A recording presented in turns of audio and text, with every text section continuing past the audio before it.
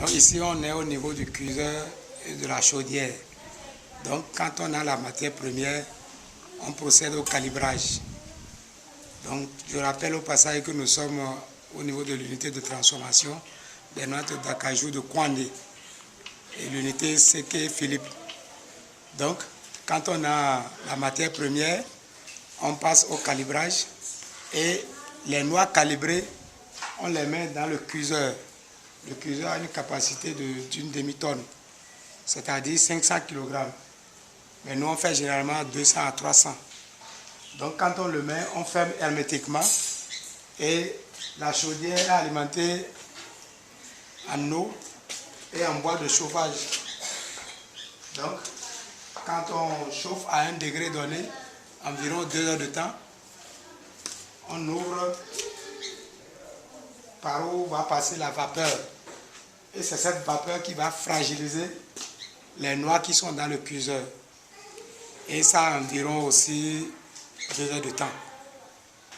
Donc c'est après, on continue toujours de raviver le feu pour que la vapeur maintienne sa pression. Donc après la cuisson, on recueille la matière première du bas. À partir d'ici, on recueille la matière première et on passe à l'étape du séchage. On sèche ça normalement à l'air, à l'ombre et non sous le soleil. Donc, c'est ainsi que, après le séchage, qui fait environ 24 heures, on vient à la phase on est à la seconde étape. Après le séchage, nous venons à la phase de décortiquage.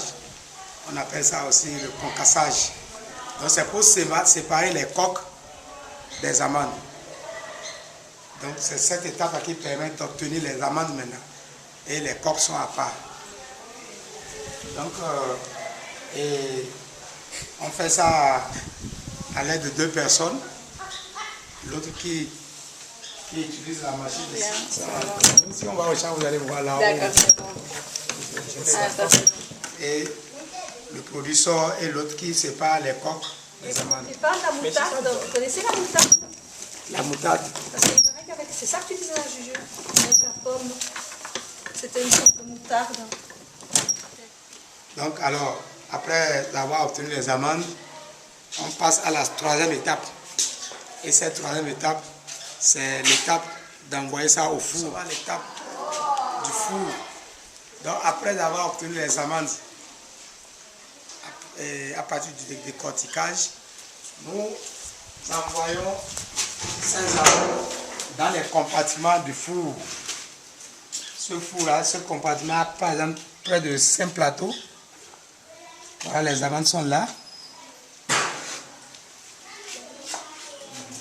Alors il y a plusieurs étapes. Et les amandes restent dans le four au moins 24 heures. Alors cela permet aux pellicules de se séparer des amandes.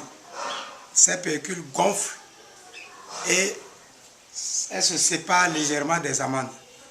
Donc après 24 heures, d'abord ce four est alimenté par le feu qui est par derrière. Ici donc c'est la chaudière qui alimente le four. Et on y met le feu, on y active le feu progressivement. Et on vient régulièrement tourner les amandes qui sont dans le four pour que une partie ne grille pas plus que l'autre.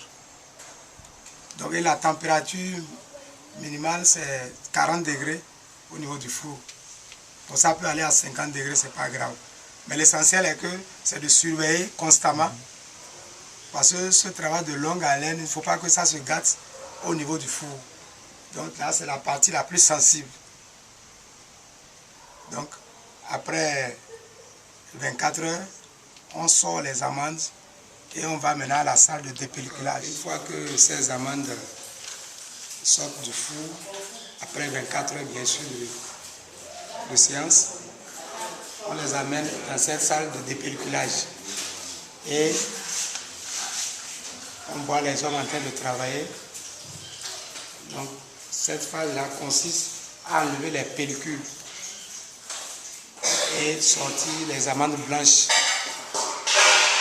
Les amandes blanches, vous pouvez filmer ça aussi, c'est là. Donc, ça, après le dépépelage, c'est le second obtient les amandes blanches. On sépare les entiers des cassés et on enlève aussi celles qui sont pourries. Donc à cette étape précise, on conditionne les amandes blanches dans les bouteilles que voici. Voilà.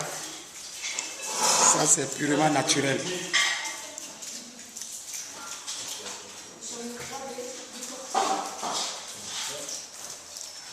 Il y en a aussi un carton.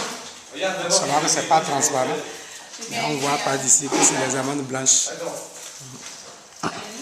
Donc, après, il y a d'autres qui aiment ce qui est torréfié. Les amandes torréfiées, c'est-à-dire, on y met du sel iodé. On y met du sel iodé et avec l'huile végétale et le beurre végétal.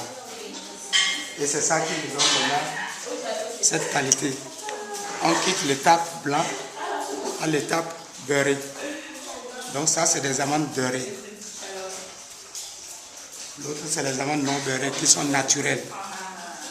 Bon, on note aussi, après le dépelliculage, on renvoie les amandes au four pour les sécher correctement. Cela veut dire qu'on peut les conserver pendant 1 an tout au moins, sans qu'elles ne se gâtent. L'essentiel, c'est que le travail du four soit correct. Donc nous en avons aussi en boîte, amandes beurrées. Donc voilà, et c'est ça que j'aime, ceux à qui je ravitaille, il y a Kidata, il y a le Véchi à Natema. Ça va aussi un peu à Parakou, à Cotonou. Et je participe aussi aux foires départementales, foires nationales. Donc voilà, en bref, comment on peut expliquer de façon brève les différentes étapes de la transformation des noix de cajou en amandes consommables.